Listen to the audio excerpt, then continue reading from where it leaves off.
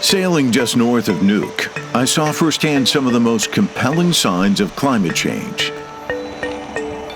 Melting icebergs. Research published in 2022 in the journal Nature Climate Change projects that within the century, 110 trillion tons of ice in Greenland will melt.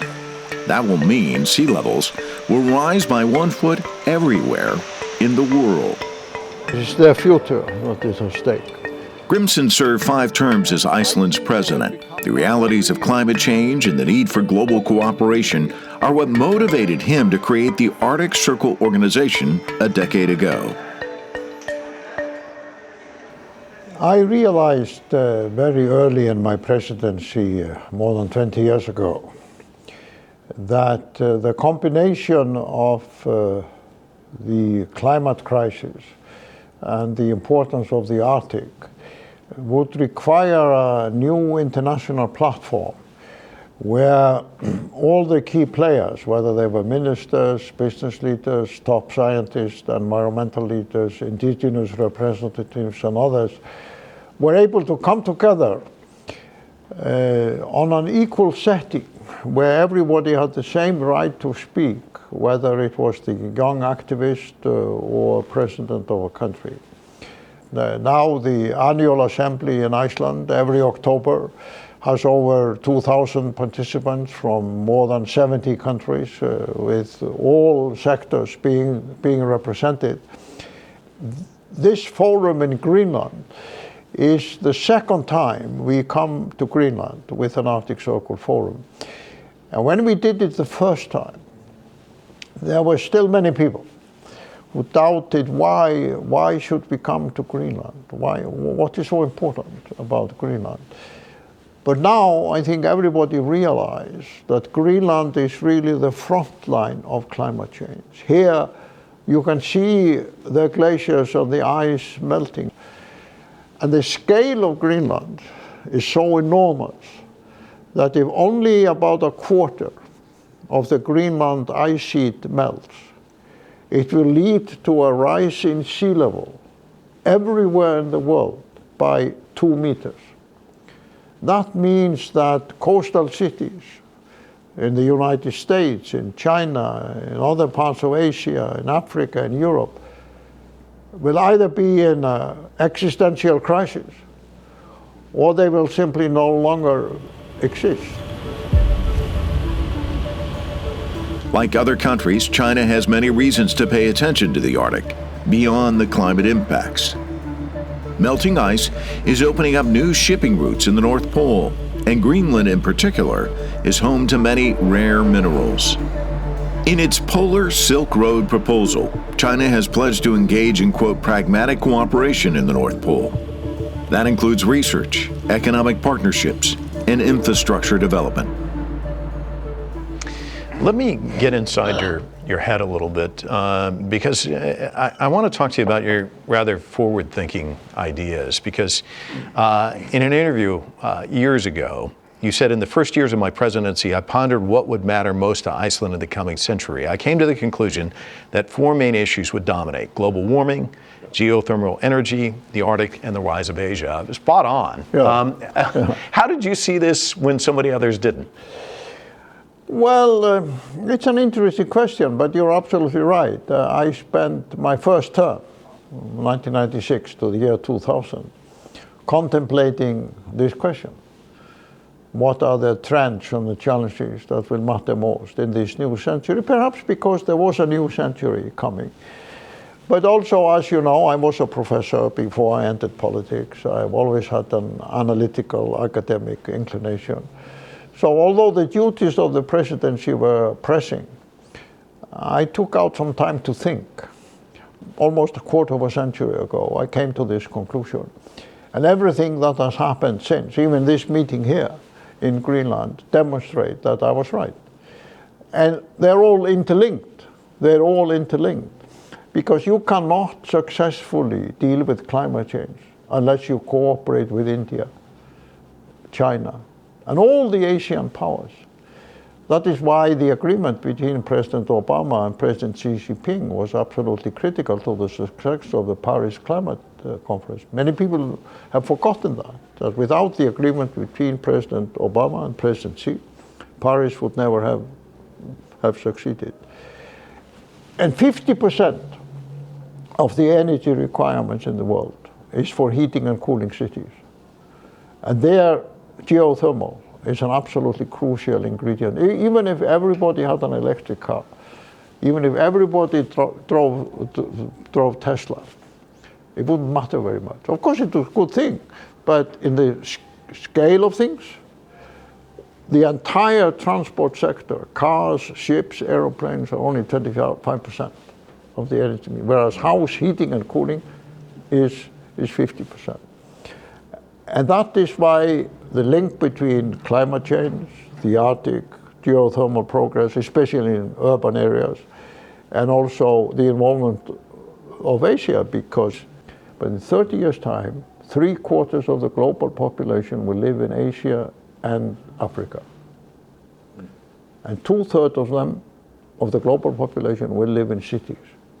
And this means that the success or the failure of the climate battle will be lost or won in Asia and Africa. In one of your darkest moments in life, I would think, your wife's in a hospital bed in Seattle, and your late wife, and you decided to write a letter to the leader of China at that time. And suddenly this relationship, which you've already talked about, between China and Iceland kind of grew out of that. Can you talk to me about the thinking that went into that and what you put into that letter and what your hopes were? Well, of course, it was a long time ago. My late wife was diagnosed with leukemia in the first years of the presidency. And it was, of course, a great shock. I mean, we had campaigned together in almost every community in Iceland. And it was a very difficult struggle because leukemia, different from other kinds of cancer, is that there's always a chance that you will be able to survive. So it was a roller coaster ride. And in the end, the only hope was to go to Seattle to the Fred Hutchinson Institute and have a treatment there. And I spent many months with her. But before we went, I was in this process of wanting to build bridges with China. So I decided to draft a letter to President Jiang Zemin outlining why China should be interested in cooperating with Iceland. A bit daring, of course, to spell that out for him. But I mentioned clean energy, I mentioned climate, I mentioned also ocean resources and others. And a few years later, he came to Iceland on a state visit. And now we have cooperated with Sinopec through Arctic Green Energy and built what is the largest geothermal project in the world. Replacing coal power stations with geothermal heating in many Chinese cities, and now President Xi Jinping has made it a big priority to enhance the geothermal leadership of China, and the next global geothermal congress will be in China. One sign of ongoing Chinese Arctic collaboration is the Arctic Observatory in Karhol, Iceland, known as CHOW. It's a joint project between Chinese and Icelandic research institutions. I visited the center in 2021. Here, researchers study the upper atmosphere and specifically auroras, commonly known as polar lights. Research also extends to glaciers, oceans, and many other scientific areas. You know, last year we were in Iceland, went to Karhol and saw the China-Iceland Observatory there. The relationship has definitely grown during the economic crisis. China came to the aid of Iceland.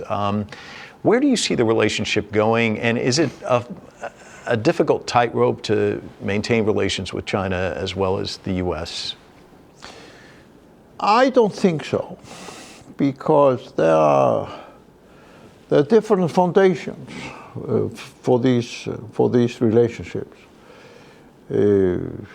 The United States is a North Atlantic important player in the same way as our European neighbors like Great Britain and others, and Iceland and Greenland are situated between Europe and North America.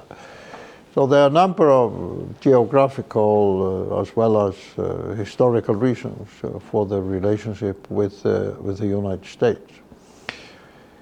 But the relationship with China has grown enormously during the active part of my political life. When I entered Parliament in the 1970s, the relations between China and Iceland were very little in terms of any material sort of benefits.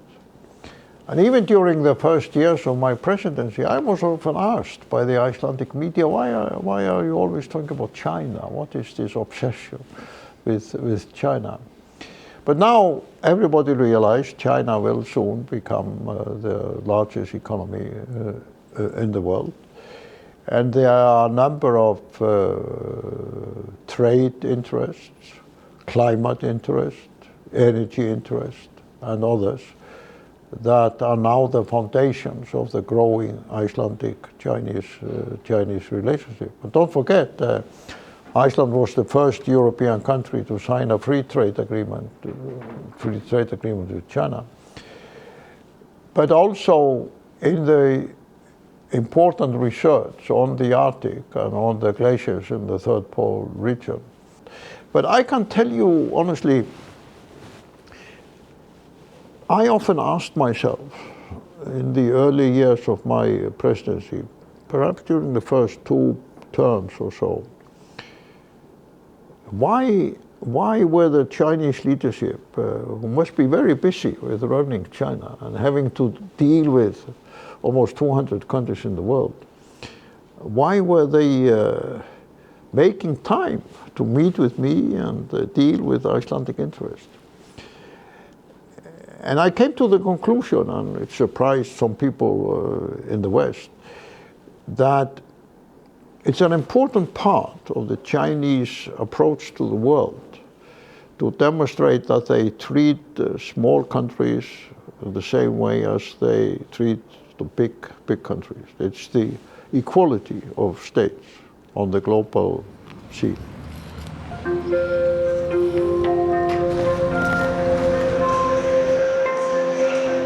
Grimsson says his hope is to bring the Arctic Circle's model of regional cooperation to other parts of the world. The Arctic Circle event here in Greenland, when you get on the plane heading back to Iceland, what's a successful forum look like to you? Well, it is of paramount importance that the message of the Arctic is being carried to the COP meeting in Egypt, to the COP meeting in the United Arab Emirates, and to demonstrate that the Arctic Circle has recently signed an agreement of cooperation with the United Arab Emirates Ministry of Climate for what we call the Third Pole process. And what is the Third Pole? It's a name for the glaciers in what is otherwise known as the Himalayan regions, meaning the glaciers in the Tibetan Plateau, in China, in India, in Nepal, in Bhutan, and the impact on the rivers and the water system of Bangladesh and many other countries in Asia. And the problem is that these countries in the Third Pole region, China, India, Pakistan, Nepal, Bhutan, Bangladesh, Afghanistan, and others, there is zero systematic cooperation between them on what's happening to the glaciers in their part of the world. So part of the message from the forum here in Greenland is that we see this forum as the first meeting in a series of meetings in the next 18 months, which is not only aimed at having an impact on the global climate dialogue and cooperation, but also bringing the Arctic experience to the Third Pole Himalayan countries, including China and India, as well as others. Well, you mentioned these polls. Let's talk about polarization, because there was a meeting scheduled of Arctic leaders in St. Petersburg that went forward, but was basically the Russians, the Arctic nations all pulled out, as did the United States, as a result of what happened in Ukraine. Can you talk to me about where Russia falls into the equation? Obviously, all the world leaders have to be involved. Each country has to play a role. How difficult is it with the geopolitics at play? Well, I think this is an important and interesting aspect of the forum here in Greenland, that despite all of these challenges, despite the fallout from the war in Ukraine, despite that some Asian countries are still struggling with COVID and traveling restrictions, and despite the fact that Greenland is still distant for many people to arrive at, we have succeeded to bring this forum here together. The Arctic and the global cooperation on these burning issues is still going on, and the train continues. And we will do our utmost to maintain this journey in the coming months, whatever happens in the geopolitical situation. But there aren't any Russian delegations here. I mean, is that a problem that they're not involved in the conversation right now? Well, 5 or 6 years ago, I started observing, and remember, I have worked with Russia on the Arctic for a long time. I probably the only Western leader who has attended all the Russian Arctic Territorial Dialogue conferences that have taken place in Russia, and had many meetings during my presidency with President Putin, also when he was Prime Minister, on this issue. That I noticed 5 or 6 years ago that the Russians were somehow isolating themselves from the global Arctic dialogue. They seemed to be evolving the attitude that they would concentrate on meetings taking place inside of Russia, instead of making the effort to participate in international platforms. So it's not just the war. It's also the question of how do the Russians desire to engage in the broader Arctic dialogue. I'm not talking about just the formalities of the Arctic Council, but the broader Arctic dialogue. Because the Arctic Council is a diplomatic platform, but you have a vast network of Arctic cooperation, as you see here, where activists, scientists, environmentalists, business leaders, and others are also participating. Let me ask about Iceland's role in creating constructive dialogue. We all remember 1986, nuclear crisis, Gorbachev, Reagan meet in Iceland. Does Iceland still have that role to play? And can you see it, especially in the kind of climate we're in now, where it seems like there's so much angst? Yes, I think Iceland has a role to play. And it's perhaps even more important than it was when Reagan and Gorbachev found Iceland a convenient place to meet. And why do I say that? First of all, Iceland is a small country, does not carry any military or economic interest that threaten any other country. We are also a very open, very democratic, very peaceful country. A country where the president doesn't need any security guards when he walks around the town. The problem is that most leaders cannot politically afford to be turned down, because they will face such backlash and criticism back home. But the world desperately needs people with ideas, suggestions, new ideas and policies. And you need somebody who's willing to come forward and take the risk of offering these new ways of doing things. Well, I can say that you never stopped thinking. It's been a delight picking your brain. Thank you so much for your time. Thank you. Thank you.